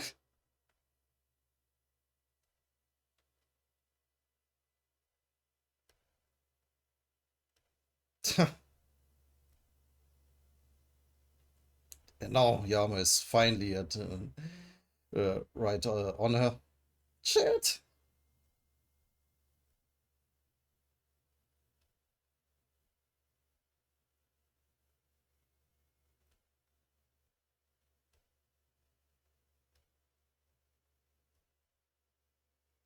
Yeah, punches her. Yeah.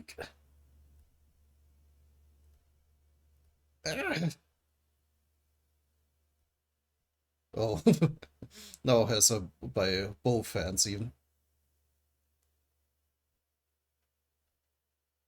Just beats the shit out of her. I don't know, she has a plug?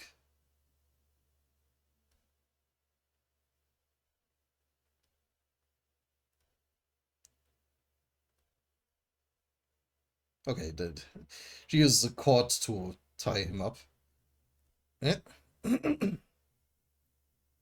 Oh no, that was someone else coming to her aid.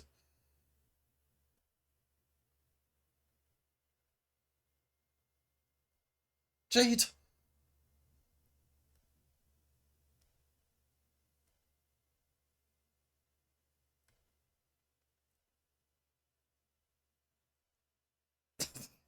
That's an incredibly silly weapon. Well, I guess we got the whole theme about electricity and technology and the like. We'll see a few fights against mechanoids then. Hmm. Yeah, but Yama doesn't seem to particularly care. At least he doesn't let go of her. Ah! Just flings both of them around. Ah! Oh, he tossed her away and tore apart the plug.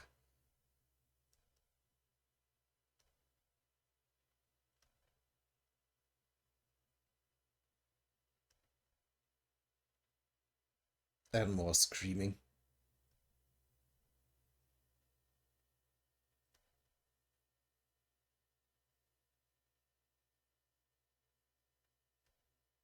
That damn freak! I'm dizzy. How about we catch this one together? I think we'll have to. Bail Yama. Oh, wait, that's a third person. You'd be the perfect pet for me. Huh? Is that Ratnagra?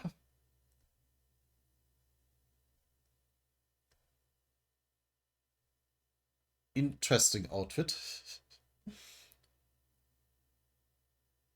I mean, I don't disagree with it in principle. It looks just a bit inappropriate for a battlefield.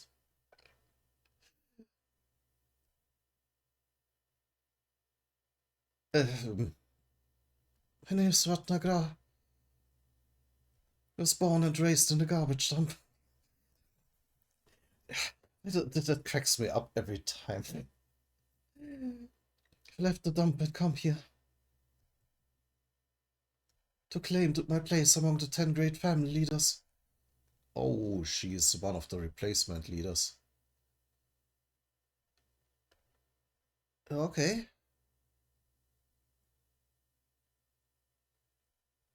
Oh,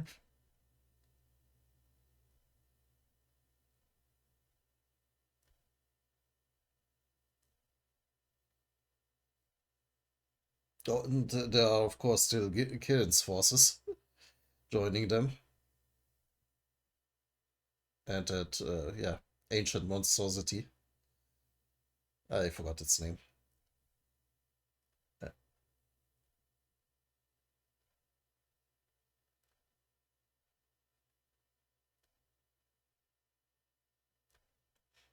What was he even, like, firing on? Meanwhile, Kirin himself is also fighting. Oh, Kirin, right, Kirin was fighting against Roboton.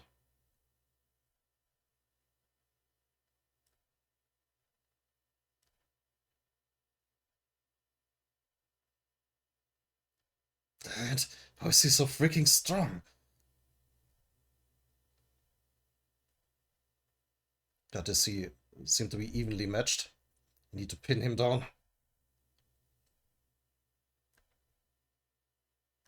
No matter what it takes.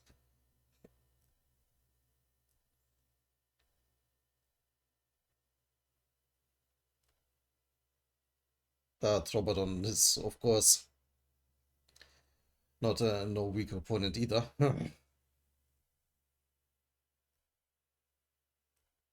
Primal Punch. Yeah, still tearing apart his leashes.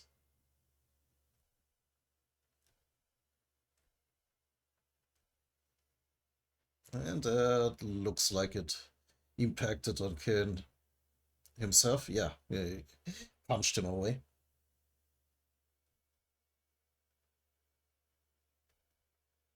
Ah,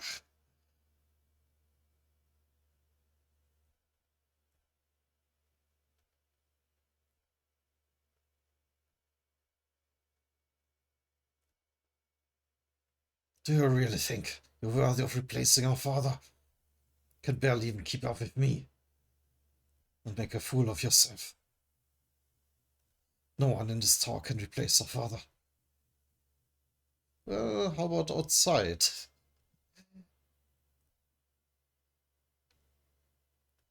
No, you're wrong. Oh, someone else coming in?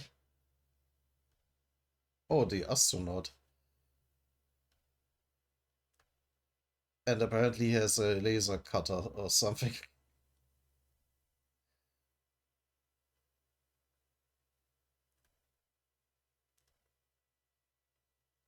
Um, oh my eyes, old man. You're looking at the people. He is briefing to a mask too, so.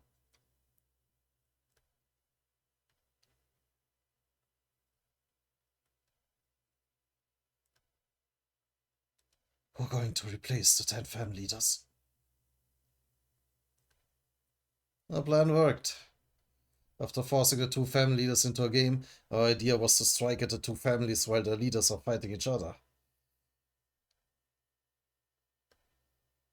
So this was planned out from the beginning, from when they manipulated Char into one?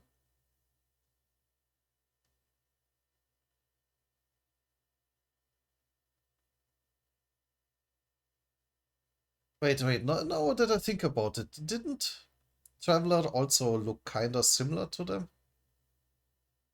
See, not yet another jihad.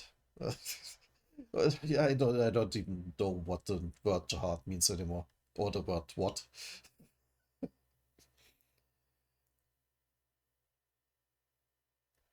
That's the best we can do for the time being. But next time we'll fight and defeat the 10 family leaders head on.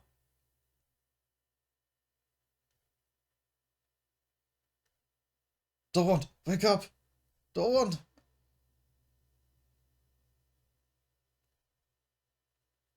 Damn it.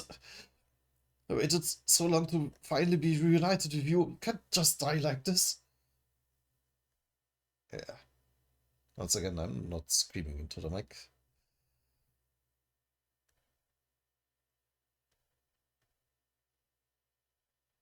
Uh,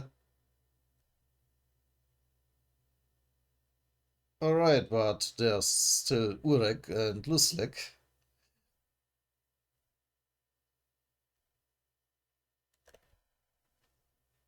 You must be the people that baked us or what?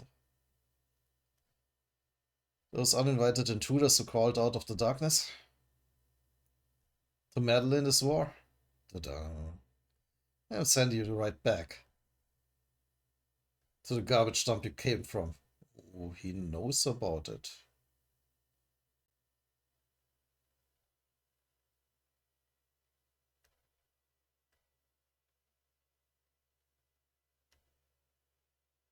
Huh. At that moment, everyone on the battlefield could sense it. They were in the presence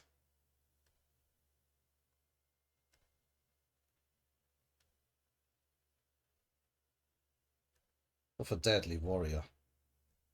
Ha!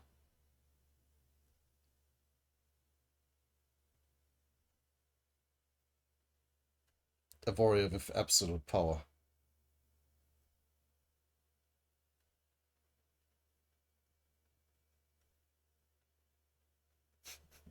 A superhero landing isn't as cool when you do it on thin air. It's just sorry.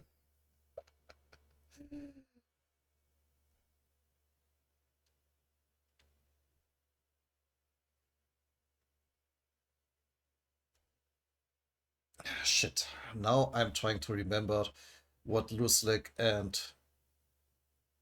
Urek were arguing about when they had their little scuffle. I got to reread that. Because obviously they knew what was going to happen. I think I need to reread a lot. Fuck. What a mess. At the very least, I'm not doing another chapter. Yeah, the video is long enough.